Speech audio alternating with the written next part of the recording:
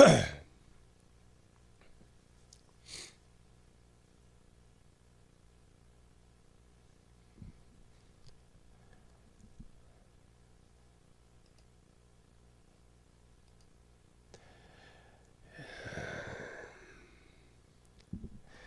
everyone and welcome to the Rest Show. This time it's Christmas time. Is it a pagan holiday that we're celebrating? Well, let's see first what Wesley Off, a young scholar, is gonna give us a little bit history about how it probably came to be really not what we were teaching as an evangelical. We always tends to believe in the past that Christmas was a pagan holiday, but now I don't think it's so. Let's see what Wesley Huff has to say. Some in the early church believed it had to have been in the spring due to the shepherds' presence in the fields. Shepherds were in the fields from March to November, and during the winter rain months, it's unlikely, although not impossible, that they would have been out grazing with their sheep. So where did the date of December 25th come from then? Well, there was an idea within early Christianity that was ignorant on, because I hadn't looked at the source material on the subject. Let's start off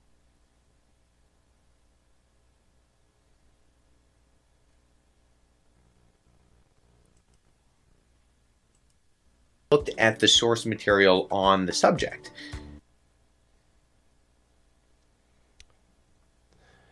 Hi everyone and welcome to the Rest Show. This week we're gonna be listening to a couple scholars that's gonna give us really a little bit of research of the history of the church, what really happened, and yes, is Christmas a pagan holiday?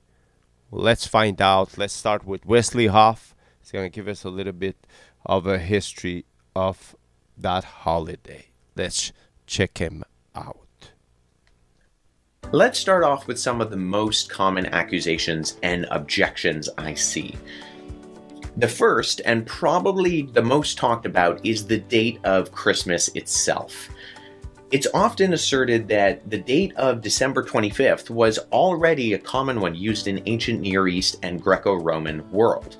The Christians merely scheduled their celebrations of Jesus' birth on the same day as these pagan festivals to somehow make it easier for pagans or early converts to convert or start to celebrate Christmas. You see right there? It asserts the idea is that, well, let's make a compromise. So the pagans are gonna be more likely to convert to Christianity because we gotta mix our holiday to theirs, and which is not. Let's continue.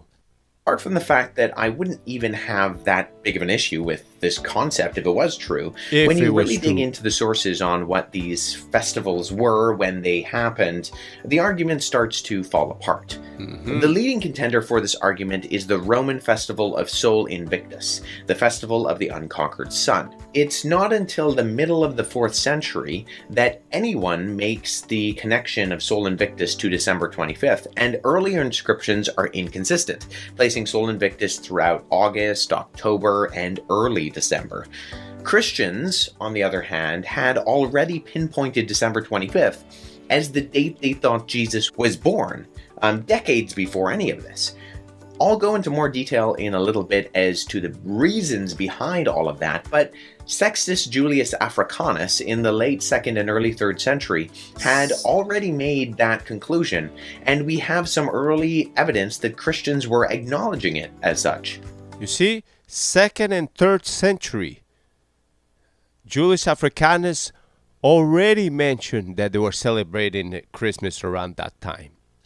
In reality, Roman temple worship was on the decline by the 4th century, and it is just as possible and even more probable that the pagans moved their celebrations to December 25th to compete with the Christians, who were a growing religious majority at the time.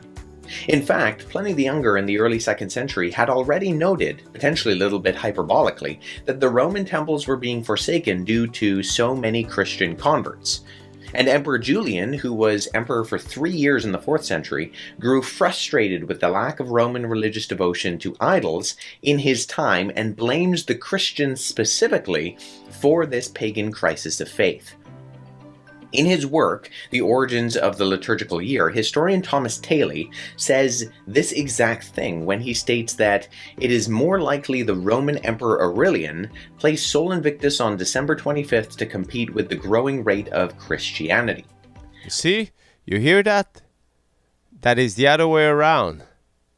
That the Emperor Julius decided to put the Roman holiday on top of the Christian holiday. Very, very eye-opener. Have tried to accuse December 25th of being the date of the feast of Saturnalia, the Roman pagan festival honoring the agricultural god Saturn. However, much like Sol Invictus, our earliest sources for Saturnalia come late. Macrobius in the 5th century says that Saturnalia was celebrated 14 days before January, and keep in mind that the ancient Roman calendar at this time had 2 more days in their month of December than ours does today. This only comes out then to December 17th. Brumalia, although a multi-day festival in ancient Rome devoted to Saturn and Kronos, comes in as a potential candidate. But Brumalia starts in late November and ends on December 17th, right in time to celebrate the day of Saturnalia. In fact, there is no evidence that December 25th was selected to replace a pagan holiday. And other sources of deities like Tammuz, Horus, Ahura Mazda, Mithra, Attis, or Dionysus being born on or around the winter solstice, those dates come well after the 4th century, and therefore long after we know Christians had already identified Jesus' birth on December 25th and were starting to celebrate it then. You see? Let's stop right there. Those holidays, those mythical goddess or gods, there were like the days that said they were born around that date of the Solus Invictus, which is the time when, you know, as we're here in Canada, or we know what's going on, it's right around that time that the days are starting to be much more longer. Right after the 25th of December, the days start to be longer, and right now they're very short. We can see it around 4:30. There's already there's no more light. It's like pinch dark, and 4:30 in the afternoon. I'm talking. So as the 25th of December is starting to be longer, so they used to have a lot of pagan goddess that they used to see. This is when they were reborn, so let's choose a date when we're gonna celebrate them. And this is way after the 4th century, which is much later than the Christmas holiday that was way back around the year already, as I mentioned before, the year around 285 to 300 of our time. Okay, now let's see what Michael Heiser has to say too about that holiday. He's going to give us a lot of more facts about the past. Let's check what he has to say. Their work on December 25th is really what's at the heart. Here we go again with 18th, 19th century scholarship that is at the center of so much of what goes on in internet theology, Christian Middle Earth stuff. Again, folks, we really have learned things since the 18th and 19th century. Surprise, surprise. But a lot of this goes back to the work of these two individuals. Jablonski Art, wanted to show that Christ's birth on December 25th was a paganization of Christianity, that the church just embraced, for whatever reason. He thinks of it as a degeneration of Christianity. Doing the I'm going to stop right there, and don't forget those two individuals. Tradition. They are the Philocalian calendar. I'm sorry, those two individuals. They are in the 17th and 18th century. This is not the 2nd and 3rd century that they came up with that idea that we borrow from the pagan tradition. Let's continue with Michael Heiser. Not a good thing, whereas the Catholic, again, and Catholics are sort of known for this sort of syncretistic approach. Hardouin tried to show that the Catholic Church adopted pagan festivals for Christian purposes. In other words, as an evangelistic tool to pagan, without paganizing the gospel.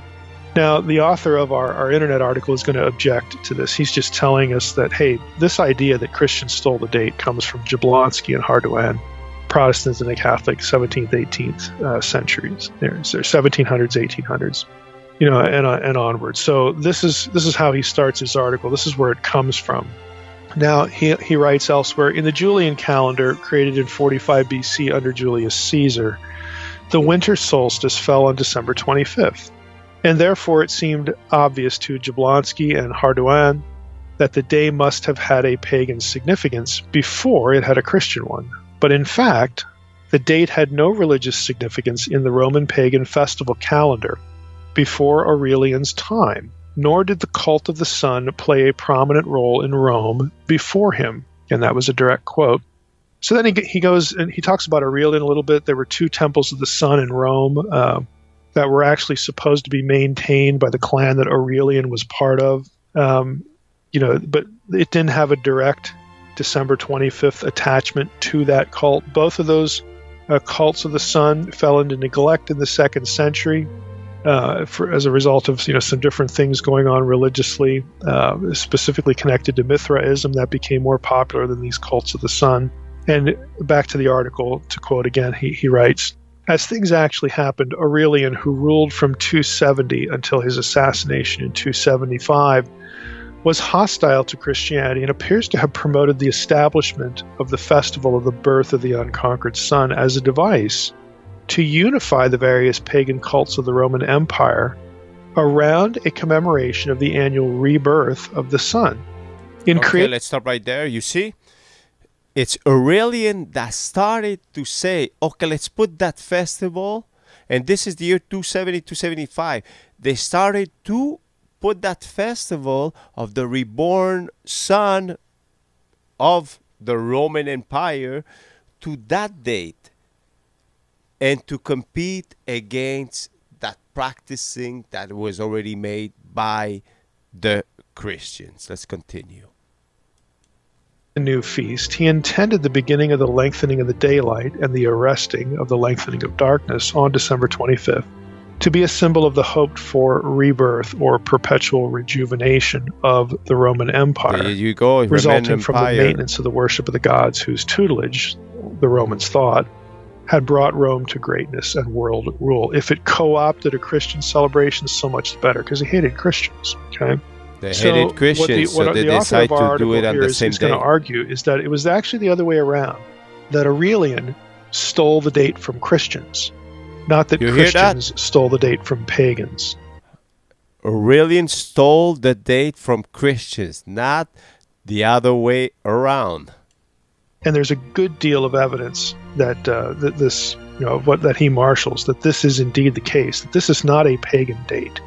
It is a date that pagans stole from Christians and not the other way around, that again you often read on internet theology or in books published by Gnostic publishing societies and whatnot. Again, consider the context for a lot of that stuff. So his position, and again, people, will have the link, to the article on this. His position is that Aurelian actually stole an important Christian date. Now, the question. Okay, let's stop right there. As you can see, Dr. Michael Heiser too is telling us, do his research and his documentary about that date, that it was stolen from the Christians. The Christians was already trying to fix that date as the birth of Christ. And, you know, what am I going to say? Is it really the date that Jesus was born? Well, we'll talk about it next week. But one thing I know is that date is a symbol of the rebirth of Christ, not only because, the darkness, that we see during the winter time stops at the 25, and the lights start to be more and more longer during that time. Maybe that was the ideal behind that. And maybe they were not sure about the date of the birth of Christ. But we know one thing, it wasn't borrowed from the pagan tradition. So I'm going to leave you with that. Hope you'll be more, happy this year to know that we're not celebrating a pagan holiday, but we are celebrating a tradition that's been going on for a long time, since maybe 200, the year 200. So for 1800 years and more, we've been celebrating that, and we didn't borrow from the pagan tradition or from the Roman Empire, as people used to think in the past, in the 17th and 1800s. So I'm gonna leave you with that. Hope you have a happy holiday. Enjoy it, and I'll see you next week. We're gonna try to find out exactly when Jesus was born, but that doesn't take away that this date is not a pagan holiday, but is a Christian holiday. And I'll leave you with that. Be blessed, and I'll see you soon. Bye bye.